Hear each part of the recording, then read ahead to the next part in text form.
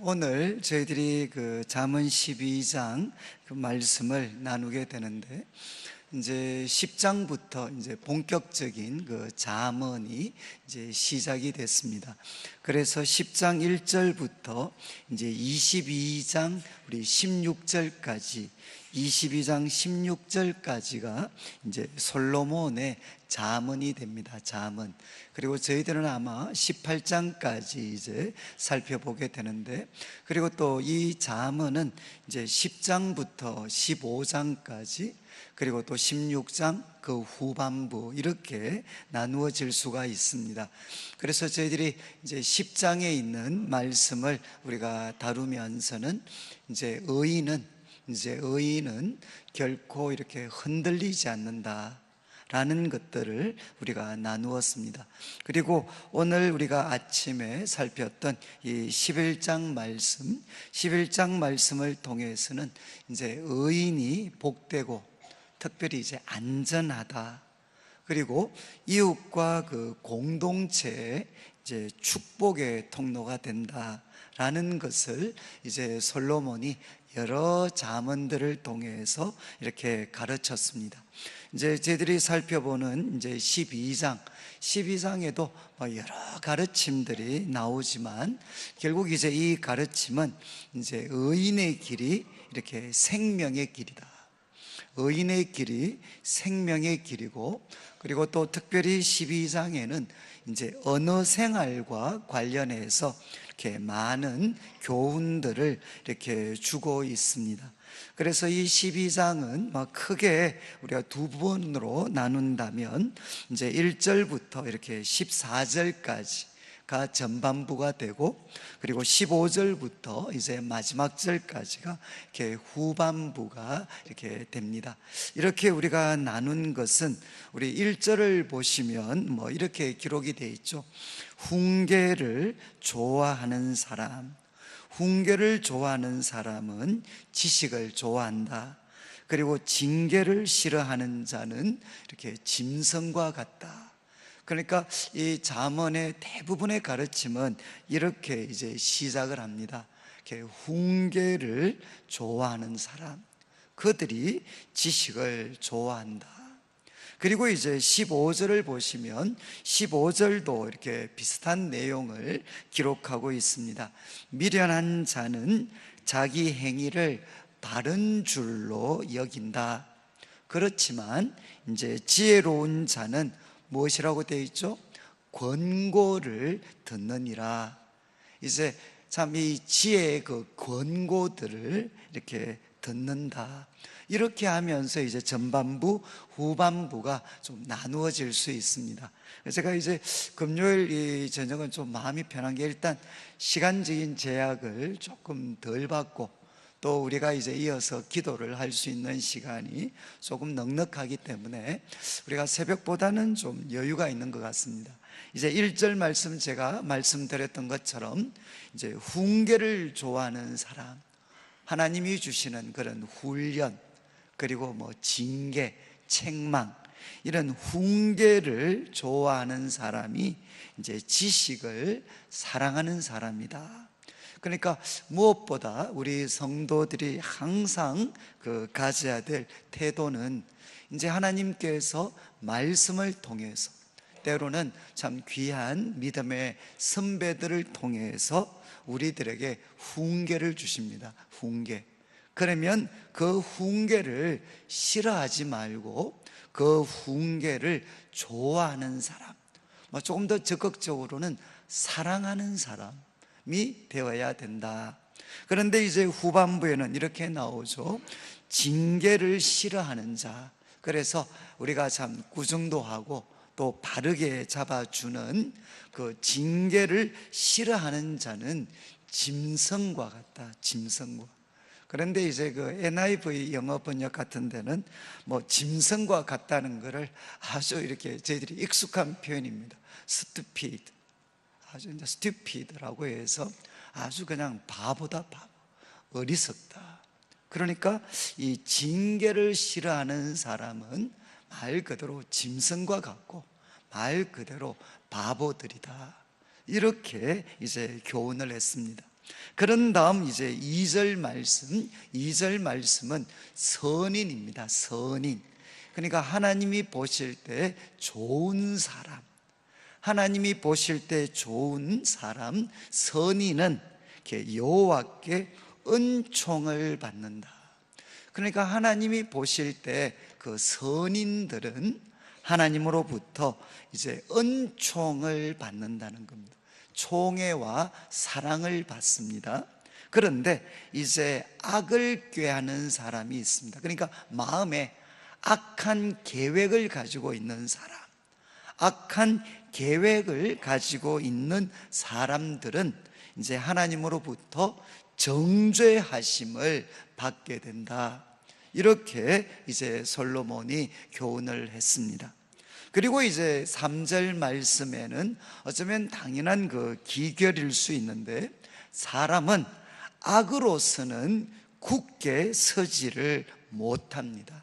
그러니까 악한 방법을 통해서는 절대로 굳게 설 수가 없다. 대신 의인의 뿌리가 있습니다. 의인의 뿌리. 그 의인의 뿌리는 움직이지를 않는다는 겁니다. 그러면 의인은 누구한테 뿌리를 내렸겠습니까? 이제 하나님께 뿌리를 내리고, 또 하나님의 그 지혜에 뿌리를 내렸기 때문에 그 의인의 뿌리는 움직이지도, 그리고 뽑히지도 않는다는 겁니다. 그래서 1절부터 이제 3절까지는 우리가 12장을 우리가 다루면서 이제 서론적인 교훈입니다. 하나의 또 주제가 될 수도 있고 서론적인 교훈입니다. 이제 훈계를 좋아해야 된다. 훈계를 좋아하는 자가 지식을 좋아하는 자다.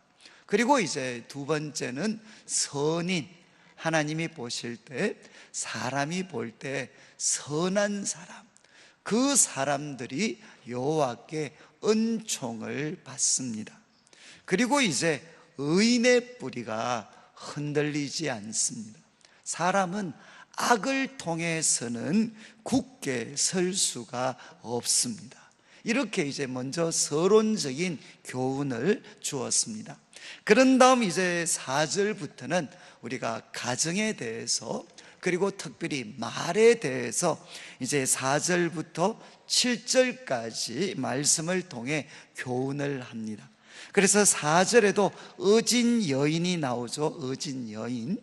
그러니까 이제 아내입니다. 아내.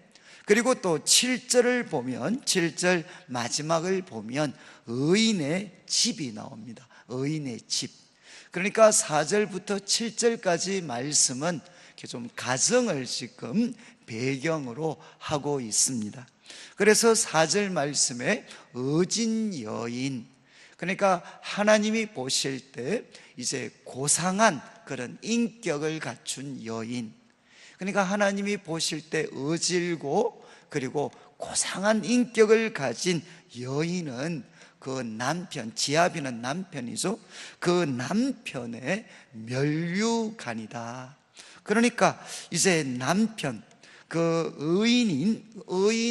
의인에게 주어지는 가장 귀하고 영광스러운 선물은 무엇인가 하면 바로 어진 아내라는 것입니다.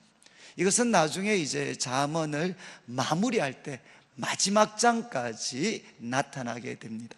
그러니까 의인에게 주어지는 가장 귀한 선물은 뭔고 하면 어진 아내가 된다는 겁니다.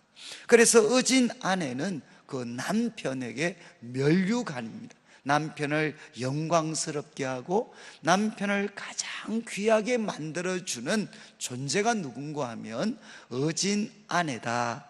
그렇지만 이제 욕을 끼치는 여인이 있습니다.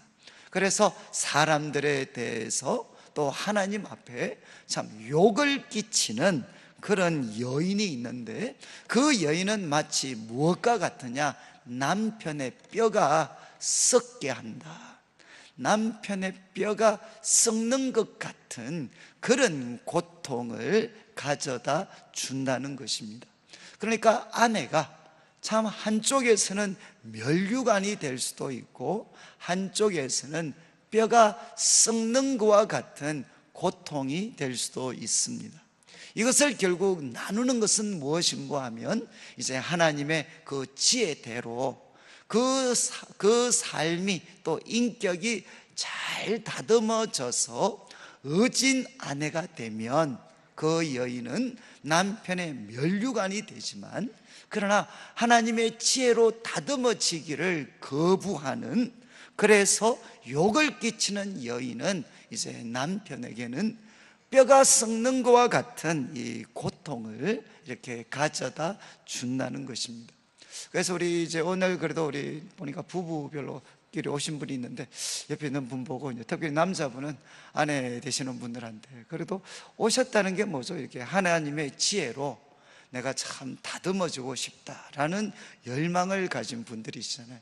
그래서 옆에 계신 분들한테 감사합니다 한마디씩 좀 하시면 좋겠습니다. 이 부인들한테 뭐 별로 이렇게 관심이 없으신데 그래도 이렇게 한 번씩 뒷말이지만 하시는 게, 그러니까 참 이 어진 여인은 남편에게 면류관이 됩니다. 면류관. 그리고 이제 5절 말씀을 보시면 이제 의인의 계획은, 의인의 생각, 이거는 이제 계획들입니다. 의인의 그 생각은 정직합니다. 참 바르고 공평합니다. 그러나 악인의 도모, 이 악인의 계획, 그리고 이제 NIV 같은 번역은 도모를 어드바이스라고 되어 있어요. 어드바이스. 그러니까 악인이 우리들한테 어떤 어드바이스, 조언을 해줍니다. 그런데 그 조언은 결국 무엇이냐? 바로 속임이라는 겁니다. 속임. 그래서 이 5절 말씀 같은 경우는 잘 좀 기억하시면, 여러분 이렇게 악인이 우리들한테 의로운 말을 할 때, 그리고 너무 좋은 말을 할 때는 정말 조심하셔야 됩니다. 그래서 그 사람이 하는 말이 있습니다. 말. 그 말이 참되냐 아니냐 하는 것은 그냥 들려지는 말 가지고만 판단하시면 안 돼요. 그러니까 말하고 있는 사람의 그 인격이, 영적인 상태가 지금 의인의 자리에 서 있는지 악인의 자리에 서 있는지, 그 영적인 상태를 이렇게 볼 수 있는 그런 하나의 마음, 눈을 우리가 좀 가지셔야 됩니다. 그러니까 악인도 우리들한테 참 좋은 말을 할 수 있습니다. 그런데 그 도모는, 그 어드바이스는 뭐라는 거죠? 속이는 거라는 겁니다. 속이는 것.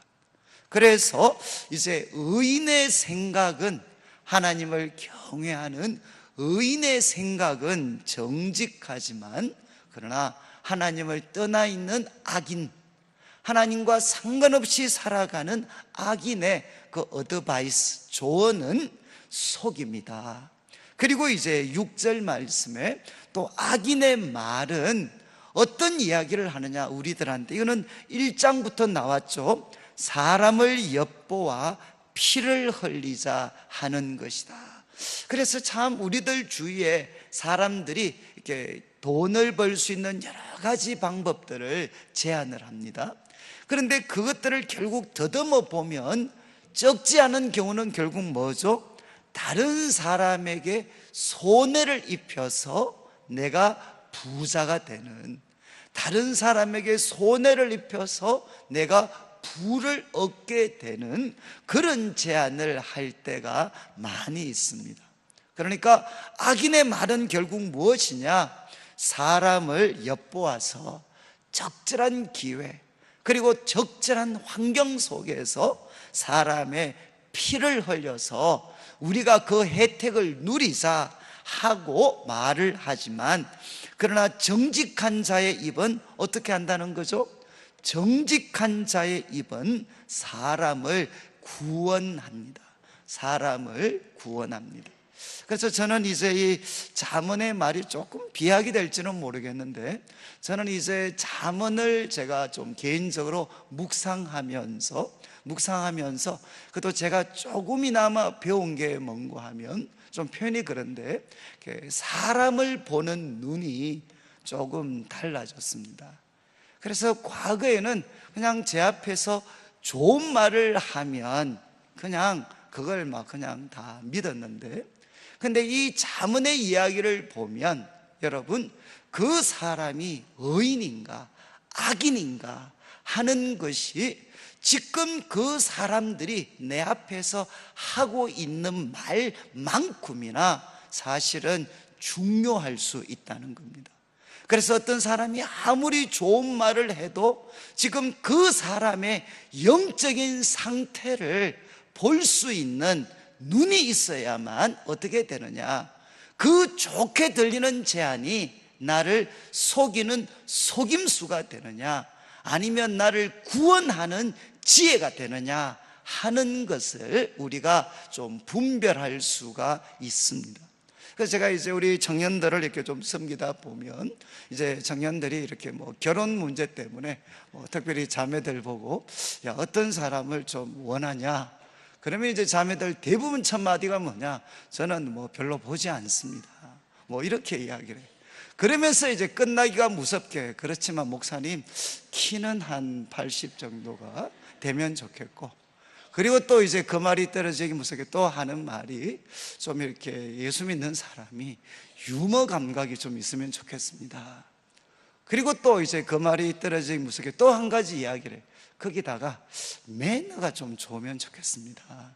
그렇게 이야기를 하면, 그럼 제 속으로 무슨 말이 나오느냐? 그런 애는 너를 안 좋아한다. 제가 이런 말을 속으로 막 하려고 하다가 잘못하면 맞을 것 같아가지고 이제. 그런데 이제 제가 꼭 그 사람들한테 하는 말이 있습니다. 야, 키 크고 그리고 아주 유머 감각이 있고 매너가 좋은 애들은 소위 영어로 처치, 교회에 있지 않고 똑같은 시지만 걔들은 클럽에 있다. 제가 이제 그런 이야기를 많이 합니다. 여러분, 이제 우리가 제비들 이야기를 많이 하잖아요. 여러분, 제비의 세 가지 요소가 뭐겠습니까? 얼굴이 반반하고, 그리고 유머 감각이 있고, 매너가 깍듯한 애들입니다. 제가 이거는 하나의 뭐 그냥 극단적인 예지만, 여러분, 이렇게 아무리 우리들이 볼 때 매너가 좋고 또 재미있고 또 우리들의 귀에 쏙쏙 들어가는 말을 해도 그 사람의 속에 뭐가 들어있는지를 볼 수 있는 그런 눈이 있어야만 어떻게 되겠습니까? 우리는 속아 넘어가지 않습니다. 그래서 지금 솔로몬은 이야기하죠. 누구의 생각이 정직하냐? 의인의 생각이 정직하다는 겁니다. 그리고 또 누구의 말은 속임수냐? 악인이 아무리 귀에 솔깃하는 제안을 해도 그 중심에는 무엇이 있느냐? 바로 속임수, 그리고 우리를 해쳐서 자기들이 득보려고 하는 그런 속셈을 가진 사람들이 있다는 것입니다. 그런데 특별히 우리 그리스도인들은, 그리고 이 세상을 살아가는 성도들은 이런 뜻에서 하나님 말씀을 통해 사람을 볼 줄 아는 그런 눈들을 우리가 개발을 해야 됩니다. 그리고 이제 7절 말씀을 보시면 이야기하죠. 악인은 어떻게 되느냐? 엎드러져서 소멸된다. 더 이상 일어나지를 못합니다. 그러나 의인의 집은 어떻게 되느냐? 무너지지 않고 그 집은 서 있습니다. 그러니까 하나의 집은 무너지고 엎드러져서 다시 일어나지 못하고, 그리고 하나의 집은 서 있게 됩니다. 누구의 집이 서 있게 되느냐? 소위 악한 방법으로 지금 볼 때 큰 부자가 되고 많은 것을 가진 사람이 영원히 서 있는 것이 아니라 의인의 집이 서 있게 된다는 것입니다. 그래서 4절부터 이제 7절까지 말씀은 결국 이제 의인이라는 것은 여호와를 경외하는 사람입니다. 그리고 하나님 앞에 바르게 살아가는 사람들, 그리고 하나님 앞에 바르게 말하는 사람들이죠. 이제 여호와를 경외하는 그 의인들, 그리고 말과 생각이 하나님 보시기에 바른 사람들, 그들의 집이 이제 견고하게 됩니다. 그리고 이제 8절부터 시작을 해서 12절까지 말씀은 의인의 행동, 그리고 또 좀 경제적인 부분, 재산과 관련된 가르침을 주고 있습니다. 그래서 8절 말씀을 보시면 이제 사람은 그 지혜를 따라서 칭찬을 받습니다. 그러니까 지혜로운 사람들은 그 지혜 때문에, 그리고 그 지혜를 따라서 사람들에게 칭찬을 받습니다. 그러나 마음이 굽은 자가 있다는 겁니다. 마음이 굽은 자는 어떻게 되느냐? 멸시를 받는다는 겁니다. 여러분, 사람은 지금 잠언이 계속 이야기하는 것처럼 여호와를 경외하는 것이 중심이 된 그 지혜를 따라서 사람은 칭찬을 받습니다. 그렇지만 마음이 굽은 사람들이죠. 마음이 굽은 사람들. 이 말은 참 단순한 말이지만 참 이렇게 심오하기도 하고 치명적일 수 있습니다. 여러분, 이 마음이 굽어버린 사람, 마음이 삐뚤어져 버린 사람, 요즘 뭐 심리학도 뭐 이런 이야기를 많이 하죠. 이 마음이 삐뚤어져 버린 사람. 그래서 뭔가 하나 정보가 딱 입력이 되면 항상 결과가 어떻게 되느냐? 삐뚤어져서 이렇게 출력이 되게 됩니다. 여러분, 저는 이제 하나님 말씀이, 그리고 또 기도가 우리들에게 줄 수 있는 큰 은혜 중에 하나가 뭐냐? 그것은 삐뚤어진 우리들의 마음을 바르게 해주는 것입니다. 이 삐뚤어진 마음은 하나님의 말씀과 성령의 도우심을 통해서 이 삐뚤어진 마음은 이렇게 바르게 될 수가 있습니다. 참 이거는 이렇게 정말 앞에서 말씀드린 것처럼 이런 굉장히 심오한 말이고, 그리고 이제 이거는 숫자상으로 드러나지 않습니다. 그러나 우리들의 그 인생을 결정지을 수 있는 굉장히 중요한 가르침이죠. 마음이 삐뚤어진 사람은 어떻게 되느냐? 아무리 스펙이 좋고 아무리 세상 사람들이 볼 때 능력을 가졌다 할지라도 마음이 삐뚤어져 있으면 어떻게 되느냐? 그 사람은 멸시를 받게 된다는 것입니다. 그래서 저는 이제 우리 성도님들께서 이 삐뚤어졌다는 것은 죄의 영향력이기도 하고, 또 우리가 헤쳐나와야만 했던 많은 고되고 힘든 상황들, 그리고 우리를 둘러싸고 있는 세상, 이런 것들이 그냥 또 유전적인 어떤 여러 가지 기질들, 이런 것들이 우리들의 마음을 삐뚤어지게 할 때가 많이 있습니다. 그런데 이제 말씀을 통해서 이 삐뚤어진 마음을 우리가 바르게 하게 되고, 그래서 그 삐뚤어진 마음이 지혜로운 마음으로 바뀌게 되면 어떻게 되느냐? 그 사람은 하나님으로부터, 사람으로부터 칭찬을 받게 된다는 것입니다. 그리고 이제 9절 말씀을 보시면, 그래서 먼저 우리들의 삐뚤어진 마음이 지혜로운 마음이 돼야 된다. 그러면서 이제 9절부터는 아주 참 이렇게 평범하지만 중요한, 우리들의 마음을 좀 삐뚤어지게 했던 걸 좀 바로 잡아주는 몇 가지 가르침을 이야기합니다. 9절 말씀, 비천히 여김을 받을지라도, 겉으로 보면 아무것도 아닌 것 같은데, 그런데 그 사람이 종을 부리면서 살아가고 있습니다. 한쪽에는 이런 사람이 있고, 또 다른 쪽에는 스스로 높은 채하고, 그러니까 겉으로 볼 때는 굉장히, 그리고 좀 대단한 사람이 같은데, 그러나 음식이 핍절한 사람이 있습니다. 누가 더 낫다는 거죠? 겉으로 볼 때는 아무것도 아닌 것 같아도 종을 부리는 사람이 겉으로 볼 때 대단한 것 같아도 먹을 것이 부족한 사람보다 더 낫다는 것입니다. 이것은 우리들에게 뭘 가르치겠습니까?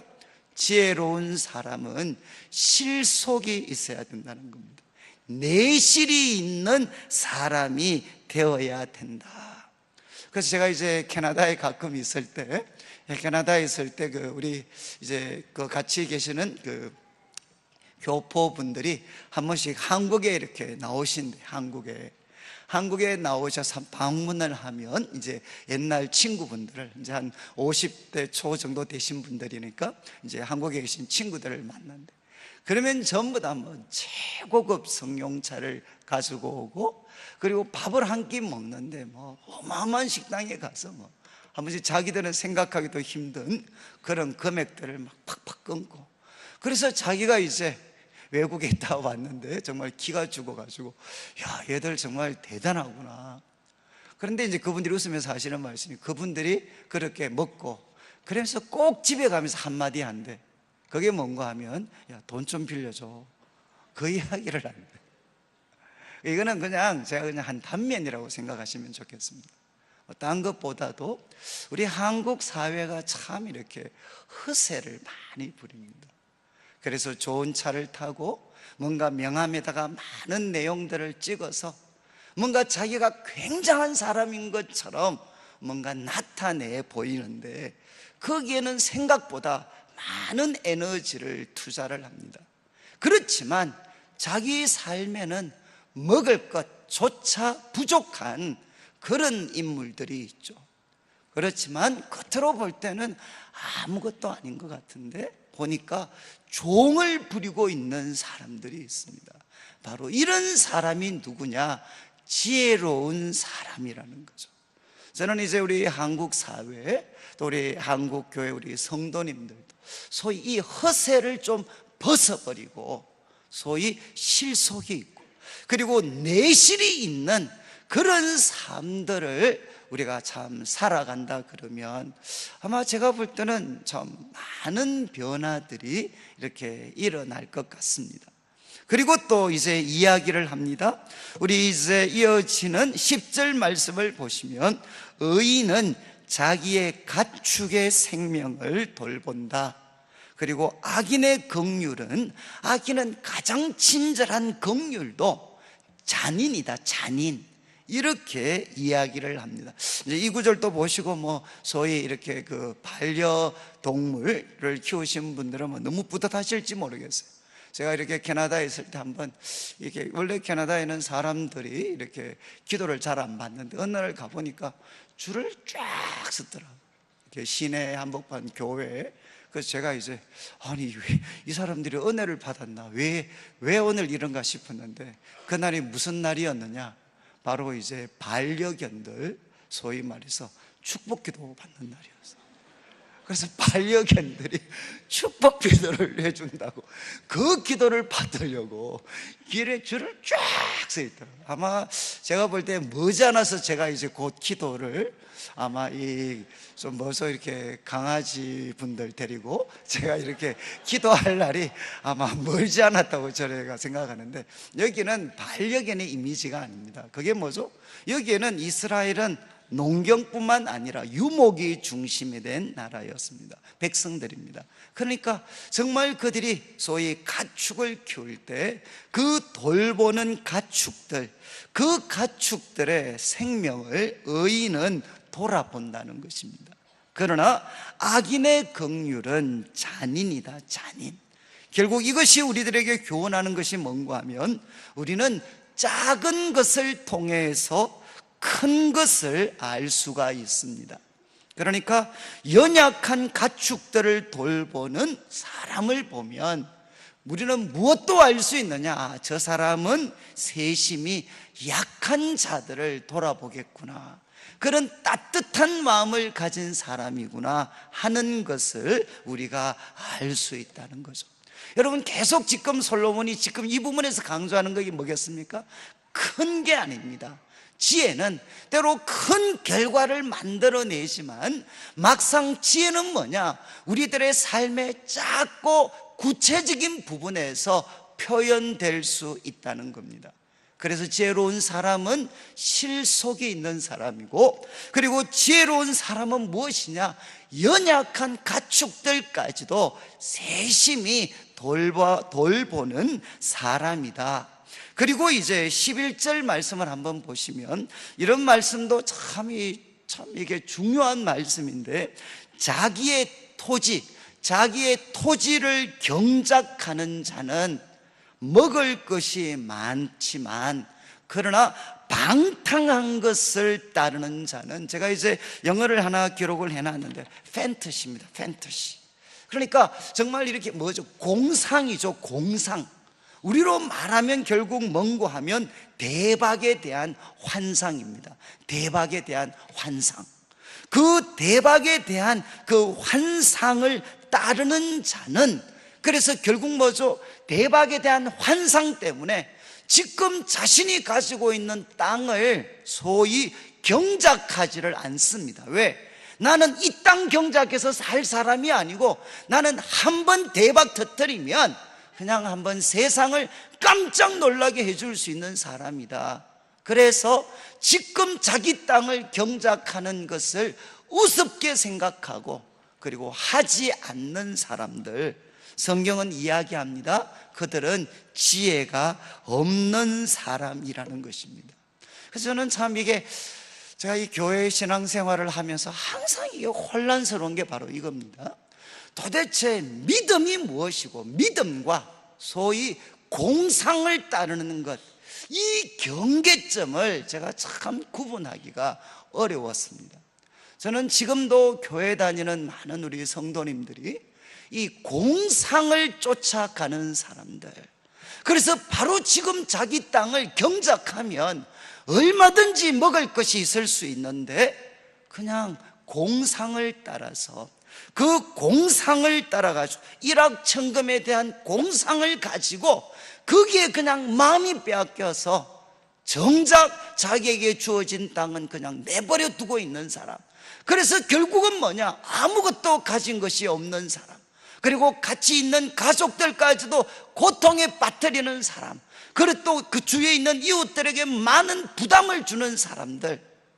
저는 이제 우리 성도님들께서 여러분, 믿음이라는 것이 분명히, 믿음은 바라는 것들의 실상입니다.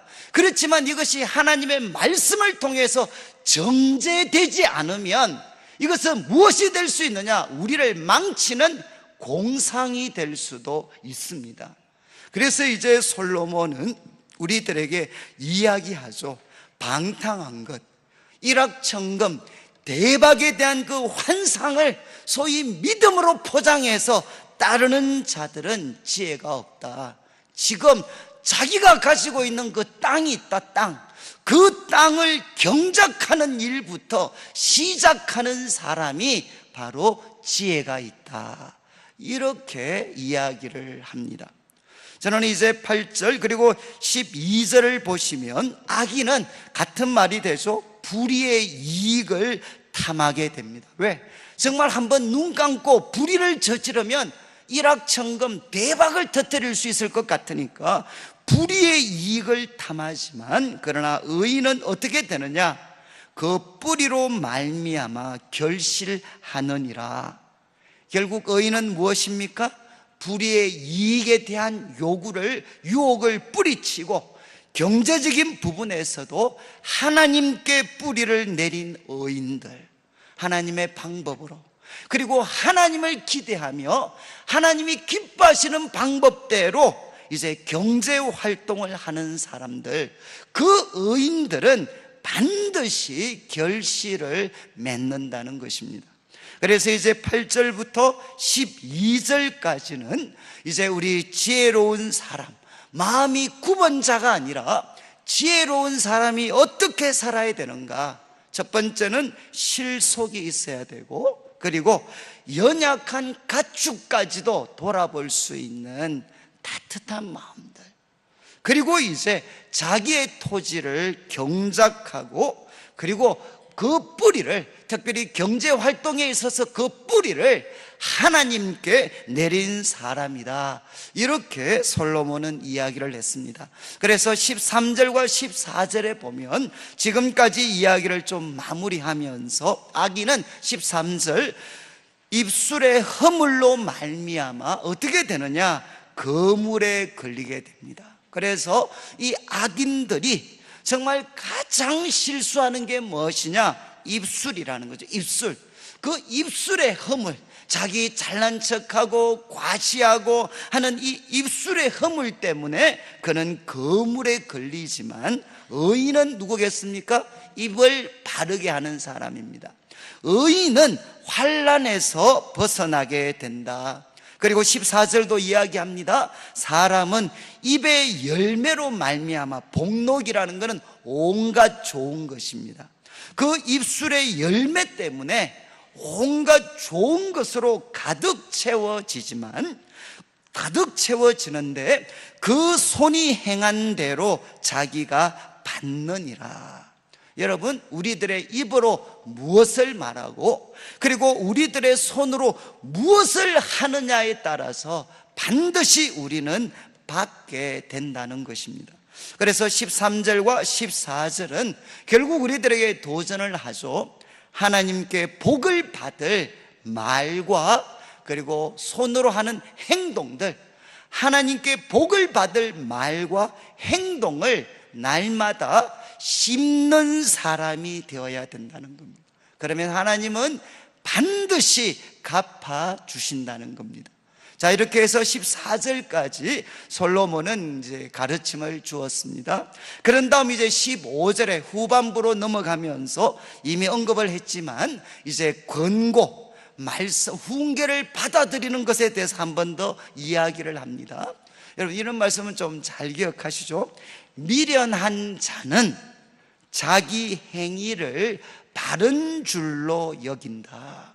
저는 참 이 말씀을 봤을 때 제가 충격을 많이 받았어요.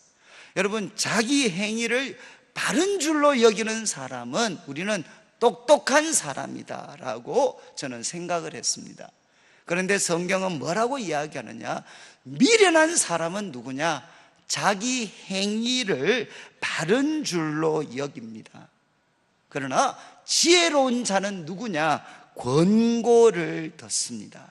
주위에서 이런 거는 좀 바로잡으면 좋겠다, 이런 권고를 받을 줄 알고 들을 줄 아는 사람이 누군고 하면 바로 지혜로운 사람이라는 것입니다. 이런 전제 속에서 이제 16절 이야기를 합니다. 16절 이제 특별히 언어와 관련해서 이제 말에 대한 가르침을 16절부터 27절까지 계속해서 이야기합니다. 자, 이제 16절을 보시면, 미련한 자는 당장 분노를 나타내지만 슬기로운 자는 수욕이라는 것은 뭔가 하면 무시를 당하는 겁니다. 자존심을 상하도록 우리가 사람들 앞에 무시를 당하는 그 수욕, 그 수욕을 어떻게 한다는 거죠? 참아낸다는 것입니다. 사람들이 우리들의 자존심을 상하게 하고 우리를 무시했을 때 거기에 대해서 당장 분노를 나타내는 것이 아니라 그것을 참아내는 사람, 그 사람이 누구냐? 바로 지혜로운 사람이라는 겁니다. 그래서 예를 들면 성경의 다윗 같은 사람, 이제 압살롬에게 쫓겨서 갈 때 시므이 같은 사람이 와서 다윗에게 온갖 정말 악한 욕들을 했습니다. 이 비루한 자여 가거라, 피 흘린 자여 가거라, 그러면서 온갖 그런 욕을 했습니다. 그래서 주위에 있는 부하들이 듣다가 못 참아가지고 바로 저놈을 내가 한 칼에 손보겠습니다. 그랬을 때 다윗이 뭐라고 이야기를 했는가 하면은, 야, 하나님이 저 사람의 입을 통해 나를 지금 욕하고 있는 줄 누가 아냐? 그거는 저 사람의 욕일 수도 있지만 저 사람을 통해 하나님이 나를 욕할 수도 있어. 그러면서 다윗이 뭐라고 하는가 하면, 만약에 저 사람의 욕이 부당하다면 하나님 그것 보시고 나를 좀 불쌍히 여겨 주십시오. 이렇게 다윗이 반응을 보입니다. 이게 성경이 이야기하는 온유한 사람입니다. 온유한 사람은 누구냐? 바로 이 수욕당하는 것을 바로 참아내는 사람입니다. 그래서 이제 솔로몬은 이야기했습니다. 미련한 자는 당장 분노를 나타내지만 슬기로운 자는 수욕을 참습니다. 그리고 이제 17절, 진리를 말하는 자는 의를 나타내지만 그러나 거짓 정의는 속이는 말을 합니다. 그러니까 슬기로운 지혜로운 사람은 여러분 수욕을 견뎌내죠. 그래서 그때 침묵을 할 수 있습니다. 그리고 두 번째, 지혜로운 사람은 무엇을 말하느냐? 진리를 말합니다. 공동체가 바르게 갈 수 있도록 진리를 말하는 사람, 거짓 증인과 대조가 됩니다. 그리고 18절을 보시면 칼로 찌름과 같이 함부로 말하는 자가 있다. 아마 이거는 우리 살아가시면서 항상 만나는 사람이죠. 우리 주위에 우리들한테 칼로 찌르는 것 같은 고통을 주는 사람들이 누구죠? 바로 함부로 말하는 사람입니다. 함부로 말하는 사람. 근데 이런 사람들의 특징은 뭐죠? 자기는 지금 칼을 휘두르고 있다는 걸 몰라요. 그러니까 이제 옆에 있는 사람들이 막 분통이 터져, 분통이. 어떤 이런 보통 그런 사람이 있다 그래서 한 사람은 남한테 함부로 막 칼을 휘두르면서 자기 스트레스를 이렇게 다 표현하는 사람. 그래서 남을 죽이는 사람이 있고, 그걸 참는 사람은 뭐고? 어떤 사람이죠? 내가 죽는 사람이 있고, 내가 죽어야 되나? 남을 죽여야 되나? 그런데 참 우리들 주위에 이런 분들이 많이 있습니다. 여러분, 함부로 말하는 자는 꼭 기억하십시오. 칼로 찌르는 것처럼 다른 사람에게 고통을 줍니다. 그러나 지혜로운 자의 혀는 무엇과 같다는 거죠? 지혜로운 자의 혀는 양약과 같아, 좋은 약과 같아서 사람을 치료할 수가 있습니다. 이런 혀, 여러분 우리가 참 이렇게, 저는 이제 교회에 제가 설교를 하는 사람이니까 제가 참 많이 기도하는 내용입니다. 하나님, 저의 혀가 정말 좋은 약과 같이 되게 해 주십시오. 우리 성도님들이 바로 이런 입이 된다면, 우리가 한마디 할 때마다 하나님, 저의 입의 말이 양약이, 좋은 약이 되게 해 주십시오. 그리고 또 19절 한 번 더 강조하죠. 진실한 입술은 영원히 보존되지만 거짓 혀는 잠시 동안만 있을 뿐이다.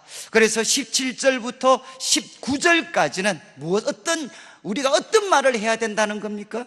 거짓이 아니라 우리는 진리를 말하는 사람이 되어야 된다. 입술이 되어야 된다. 그리고 이제 세 번째, 우리 20절부터 시작을 해서 23절까지는 결국 뭔가 하면 우리들의 입이 어떤 입이 되어야 되느냐? 평화를 만들어내는 입이 되어야 된다는 겁니다. 그래서 지혜로운 자의 입술은 평화를 만들어낸다는 겁니다. 그래서 20절, 악을 꾀하는 자의 마음에는 그 중심에 무엇이 있느냐? 온갖 좋은 말 하지만 그 마음 중심에는 속임수, 거짓이 있습니다. 그러나 화평을 의논하는 자, 그러니까 어떻게 하면 우리가 관계가 화평할 수 있겠느냐? 우리 가정과 그리고 교회가 어떻게 하면 우리가 화평할 수 있겠느냐? 그것을 의논하는 자에게는 무엇이 있다는 거죠? 바로 기쁨이 있다는 것입니다. 기쁨. 그리고 이제 21절, 그래서 이 의인은 뭔가 하면 말로 평화를 만들어내는 사람, 그리고 말로 진실을 말하는 사람, 이 의인에게는 어떤 재앙도 임하지 않습니다. 그러나 악인, 특별히 말과 관련되어 있죠. 분노를 막 쏟아붓고 거짓을 말하고 그리고 또 사람들의 관계를 깨트리는 그런 악인들은 재앙, 앙하라는 것은 재앙이 넘쳐나게 될 것이다. 그리고 22절, 거짓 입술은 여호와께 미움을 받습니다. 그러나 진실하게 행하는 자, 그는 여호와의 기뻐하심을 받습니다. 결국 여호와께서 기뻐하시는 사람은 누구죠? 참된 입술, 평화를 만드는 입술, 거기에다가 진실하게 행하는 사람, 바로 이 사람이 여호와께 기쁨이 된다는 겁니다. 그리고 이제 24절, 슬기로운 자는 지식을 감추어도, 이거는 뭔가 하면 보물을 쌓는 것처럼 슬기로운 자는 그 지식을 차곡차곡 쌓아간다는 것입니다. 그리고 이것을 소위 말해서 아껴둔다는 겁니다. 아껴둔다. 그렇지만 미련한 자의 마음은 미련한 것을 전파하면서 돌아다닌다. 그러니까 마음에 정말 이 어떤 이 지식을 차곡차곡 쌓는 것 없이 그냥 입에서 나오는 대로, 감정이 허락하는 대로, 기분대로 그렇게 말하고 돌아다닌다는 겁니다. 그래서 이제 이 24절부터 20절부터 23절까지는 우리들의 입술이 평화를 만드는 입술이 되어야 되고, 그것을 위해서는 이 지식을 차곡차곡 쌓아가야 됩니다. 그리고 이제 24절, 27절은 또 한 가지 무엇을 우리에게 이야기하느냐, 부지런함에 대해서 이야기합니다. 24절, 부지런한 자의 손은 다스리게 되어도 게으른 자는 부림을 받는다. 이거는 노예가 된다는 것입니다.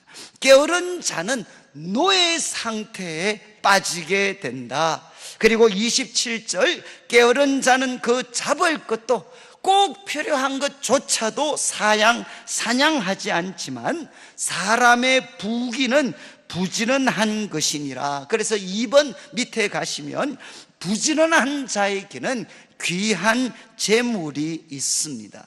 그래서 우리가 하나님께서 주시는 그 풍성함을 누리려면, 그리고 지혜로운 사람은 반드시 어떤 사람이냐? 부지런한 사람이라는 것입니다. 그리고 이제 25절, 26절에는 한 번 더 말에 대한 이야기를 합니다. 근심이 사람의 마음에 있으면 그것으로 번뇌하게 됩니다.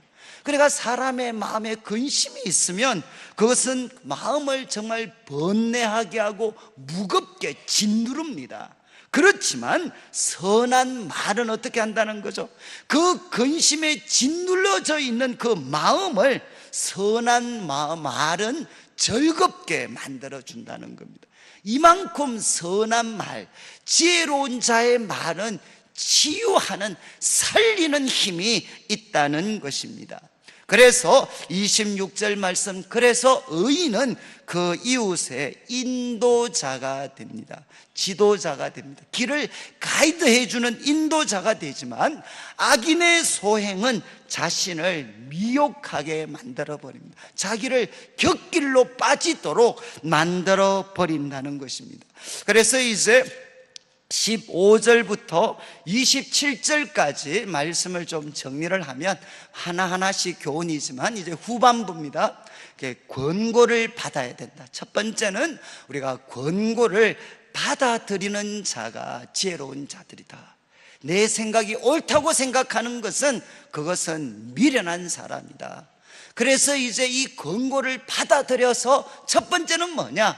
이제 우리가 무시당할 때, 자존심이 짓밟힐 때, 수욕을 당할 때 우리는 급히 분노하는 사람이 아니라 그것을 참아내는 사람이 되어야 된다.